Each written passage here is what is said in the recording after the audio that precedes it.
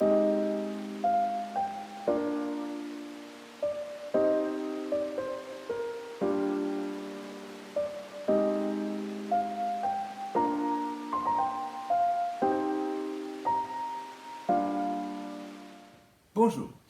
dans cette vidéo, nous allons parler de la récupération après une chirurgie de la hanche, en général une prothèse totale de hanche.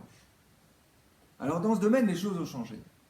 Auparavant, lorsque vous deviez vous faire opérer d'une prothèse totale de hanche, vous vous rendiez dans l'établissement de soins la veille, le jour même, et vous subissiez l'intervention.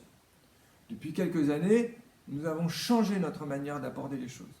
Nous vous convoquons en général une dizaine de jours avant votre intervention. Et à cette occasion, vous rencontrez plusieurs professionnels de santé qui vous expliquent, qui vous rendent acteurs de ce qui va se passer. Et au cours de cette journée de rendez-vous, vous rencontrez notamment un kinésithérapeute qui va vous donner une série de conseils à mettre en œuvre depuis le jour de cet entretien jusqu'à l'intervention pour vous préparer.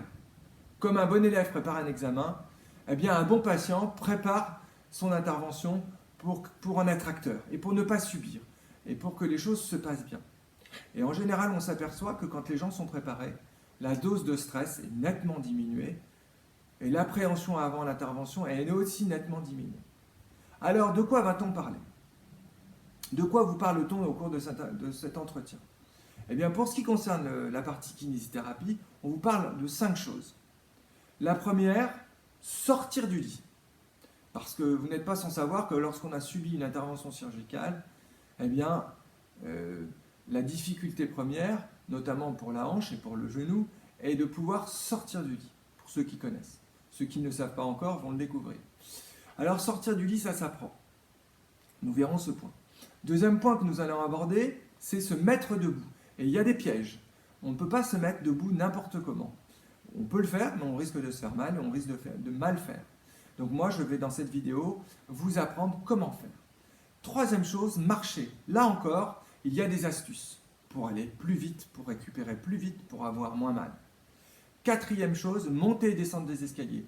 C'est souvent une interrogation pour les patients et en réalité, vous allez voir dans cette vidéo que ça se passe très facilement.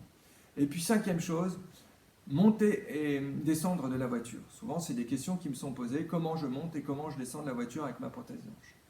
Donc voilà les 5 points que nous allons aborder dans les 5 petites vidéos suivantes. Je vous remercie.